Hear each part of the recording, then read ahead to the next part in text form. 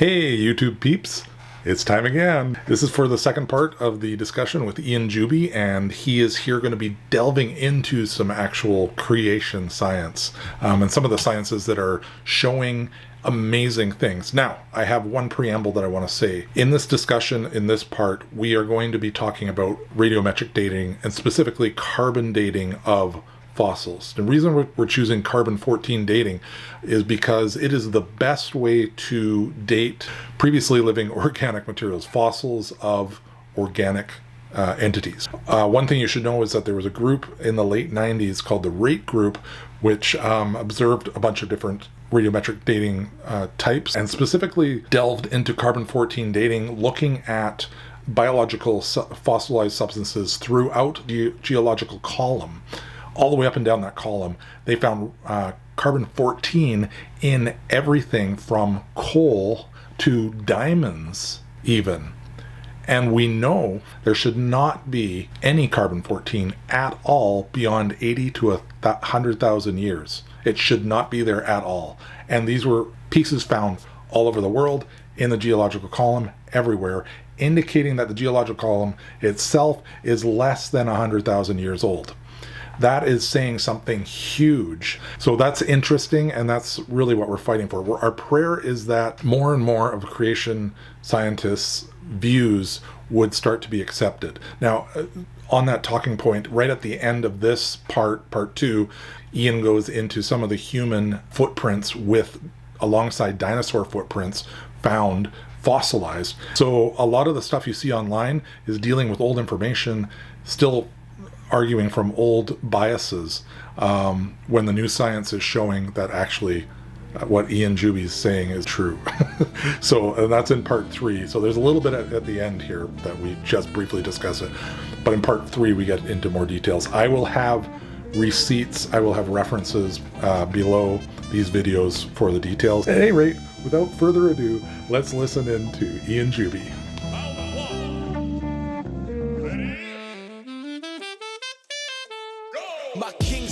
Okay, so here's the question to lead us into this. Does evolution diminish Jesus? And I'm asking that because there are so many Christians that believe in an evolutionary process, even macroevolution, that God used. I mean, it's taught everywhere. It's a fact. If you don't believe it, you are I could use all the names, but does believing in evolution diminish Jesus? And the short answer is absolutely. That was the whole premise of the movie the documentary I had started putting together called Persuaded by the Evidence. So the first 2 segments are on YouTube. I never got the third one. I ran into technical problems with the production. I should revisit it because I could probably finish it now. Now that I've worked around the technical problems. But all it was I went and interviewed 6 different guys who were previously evolutionists who were persuaded by the evidence that biblical young earth creation was the correct scientific model. And those guys will tell you that theistic evolution, which is what you're talking about, is not scientific and not biblical. For example, Jesus himself was a young earth creationist. When he spoke about Adam and Eve, they were literal people. This was not figurative. When he talked about the 6 days of creation, this was not figurative. In fact, later on, I like to tell people this. When we hold the Bible, we like to say this is the written word of God. But God inspired people to write it. So God used people to write it. But there's one part of the Bible that is not inspired. And do you have any guesses as to what that might be? Trick question. Well, I would say the delineations of verses. Sure. It's a good start. That's not what I'm referring to. The 10 Commandments. They were written by the finger of God himself. Right. Yes. Okay. Yeah. And one of those commandments is obey the Sabbath, because in 6 days the Lord created the heaven and the earth. Now, are those 1,000-year days? Are those billion-year-old days? Okay. I'm exhausted enough after a 6-day work week. I want my day off. Don't make me work for 6 billion years and take 1 billion years off. I'm not into that.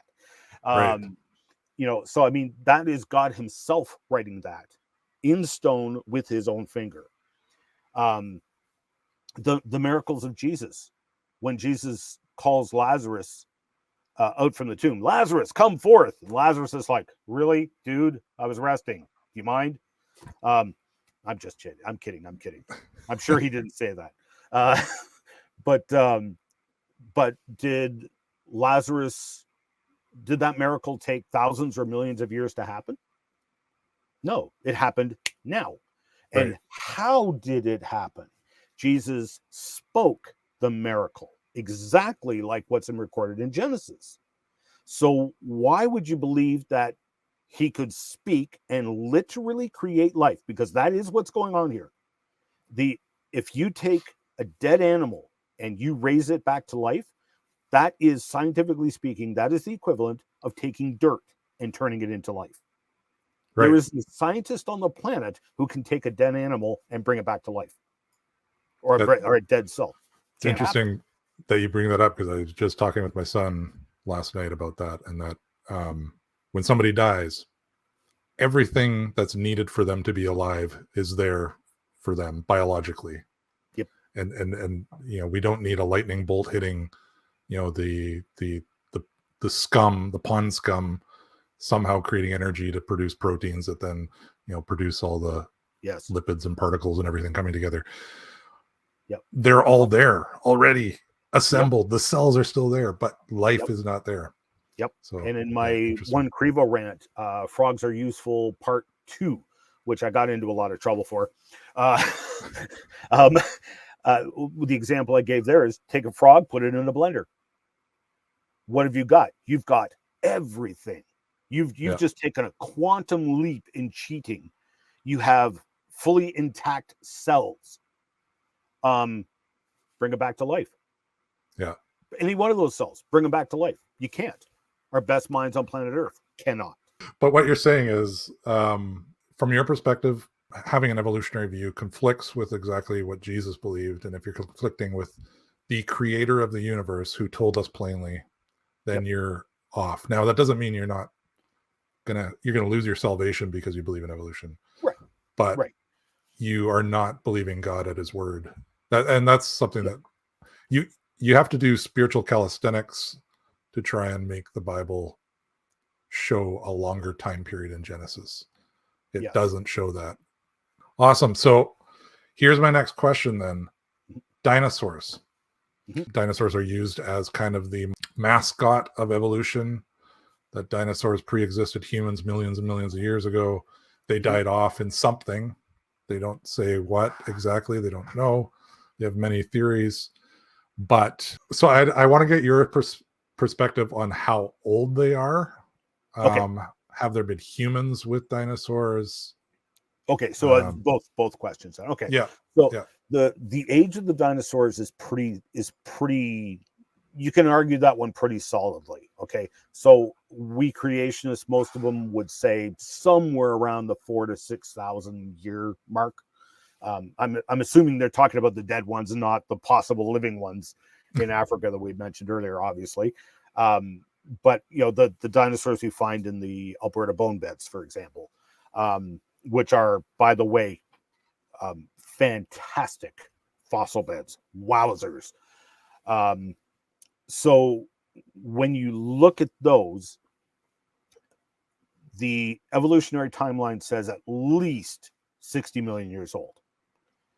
Depending on who you talk to and depending on which formation, they might say as much as like 100 billion or more. First of all, those ages are made up. As I showed in the Complete Creation, I mean, you don't have to go far back to look at newspaper headlines where, not that long ago, this T-Rex is 15 million years old. Now it's 25 million years old. Now it's 50 million years old. Now it's 60. Those numbers are made up. They literally are. And when they came along with the various dating methods, they calibrated them to these assumed ages, which they made up. So, of course, they're going to confirm it because they calibrated the dating methods using these ages. Of course, they're going to match. So, while one of those dating methods that was only formed in the 60s, carbon-14. Everybody asks about carbon-14 dating. Well, we can use carbon-14 on dinosaur bones, on wood fragments found in the dinosaur bone beds, things like that. And of course, if you take a look on my screen here, this one is from again Vance Nelson and Brian Thomas. This is only one example. They did this fantastic paper in the Creation Research Society Quarterly. It was a special iDino edition back in 2015. And you can see here, they've got a whack of fossil examples, including several dinosaurs, ceratopsians, Edmontosaurus, Hadrosaur, Triceratops. By the way, I provided the wood sample here from Axel Heiberg. That is supposedly 40 million year old, 45 million year old wood is what they claim, or 55 million, give or take a week, depending on who you ask, right? But what you see here, take a look at the carbon-14 ages that they get. So it does not matter where you get the fossil from. First of all, we have yet to find a fossil with which does not have a whole mess of carbon-14 in it. The significance of that is that carbon-14 breaks down radioactively so fast that within 100,000 years, it is gone. End of story. There should be zero carbon-14 at 100,000 years old. Absolutely none. There is no getting around that. No playing games of, it's buried in uranium seams. That doesn't work. Although many have claimed that. It just does not work. So you got an issue here. These are from all over too, right? Like these samples? Oh, yes. So look at these ages. All the ages of every fossil always comes back between 5,000 and 50,000 years old. I have yet to see an exception. In fact, Hugh Miller and the team down in the States, sadly, Hugh Miller passed away a couple of years ago. They had carbon-14 from wood fragments, dinosaur bones, etc. And they had some of those actually dated younger than the Neanderthal fossils, the Neanderthal human fossils that were also carbon-14 dated. So in that case, the dinosaurs are returning ages younger than the humans. How do you solve that one? So that's kind of the issues there. Then, of course, we get into soft tissues. Now, you of course will already be familiar with these. But during when I was filming the Complete Creation 3rd edition last year, it's like I went into it thinking, I'm just going to regurgitate what I know, and I made a 40-part series. And but it's like every single week I get up and the Lord was blowing open doors and I kept making new discoveries and it kept stalling production. One of those was this paper. Where did it go? Oh, there it is right there. So look at the date here. 1907. This is from Germany. What you're looking at is a dinosaur fossil under the microscope, and these are red blood cells that still had their red color. Now, this is 1907. This is a black and white photograph. And I was aware of this paper from years ago. It was actually pointed out by a professor at University of Illinois in Urbana, and he wrote a book. I forget the title of the book, but it was on decay after death. And he even ventured into the area of paleontology, decay in paleontology. And he pointed to this paper and he quoted the paper, but the problem is it was originally written in German and he mistranslated it. So myself and every other creationist I knew of didn't even bother looking at this paper because what he said in his book, he quoted this paper, and he said basically in English, in his English translation, they ruled out red blood cells. But when you look at the original German, and I had several firsthand German speakers verify this for me, what they said was they ruled out everything except red blood cells. That was the only option they had left. So in other words, you are looking at photographs under a microscope of dinosaur blood. So is it possible that that is 60, 70, 80 million years old? Fat chance. Not a chance. No way. And the thing is, this is only one of the examples. There's been so many, I've lost count. So these aren't creationists finding these. These are secular scientists. And then, of course, you've got you're already familiar with Dr. Mary Schweitzer's find from a few years ago, right? Yeah. So where they're finding T-Rex meat inside the bones, still stretchy. You stretch it, let it go, and it stretches back into its original shape. Creation research. Sorry, have you ever been to that Montana? I've been to the Montana dig sites, not that particular one. Okay. I've heard that it just smells of rotting flesh. Yes, I've been told that by a number of people. And this is a clip from the Echoes of the Jurassic, which Creation Research Society put together. So this is, again, dinosaur meat is what you're looking at. Wait, let me pull it up. Okay. Yes. I think I've seen this one. Yeah. And you can stretch it under the microscope, let it go, and it stretches back into its original shape even. 70 million years old? I don't think so. It's preposterous. So the catch here is the dates are so extreme in difference. Even if you went with 60 million years old and 6,000 years old. Right.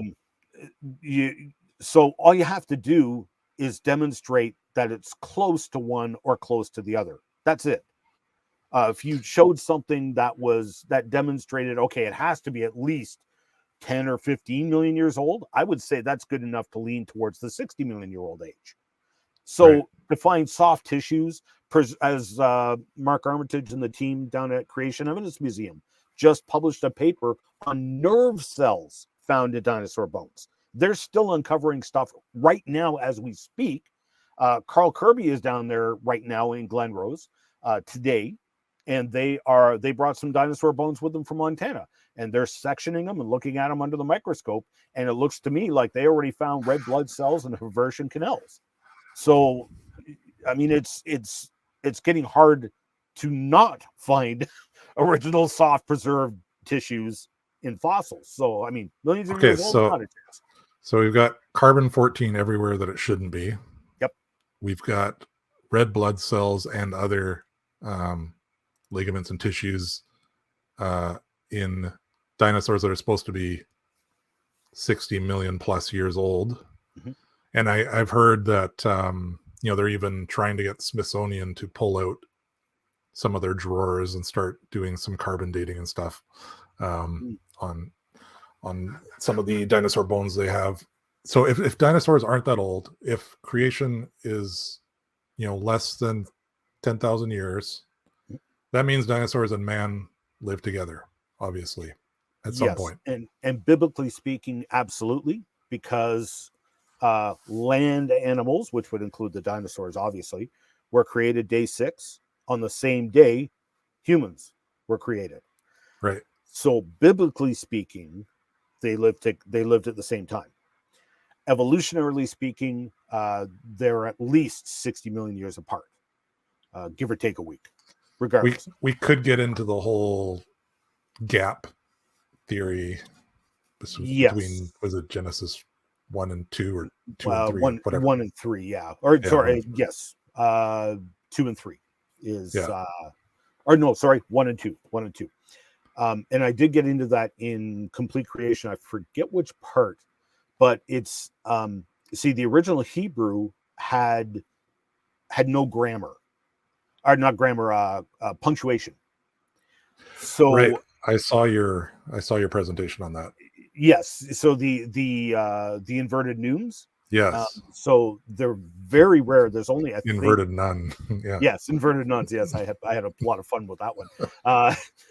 The it's very rare. And they are done. They say took the Hebrew letter nun and inverted it in the text, and it's meant to indicate, sort of a bracketed paragraph. And I think there's only two examples where it's 4 times, so it's two examples of marking the beginning and the end, right?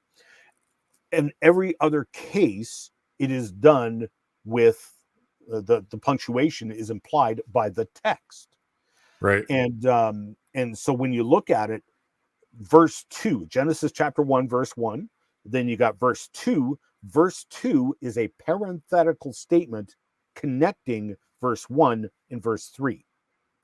So there is no gap between verse 1 and verse 2, because verse 2 is connecting verse 1 and 3. Does that make sense? Yeah. So we could actually spend a show just doing that, but Well, yeah.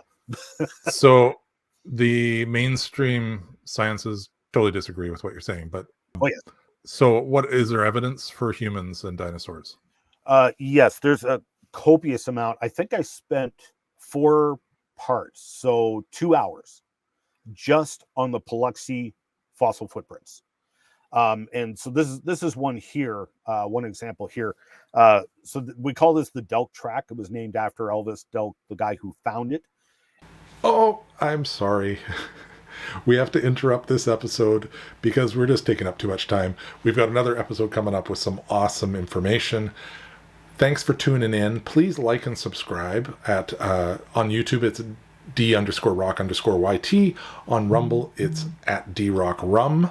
And you can like and subscribe to the channel. Stay tuned because next week Ian Juby is going to be talking about, in part 3, more in depth on the human and dinosaur tracks and just how extravagant and amazing they are, and this is new information.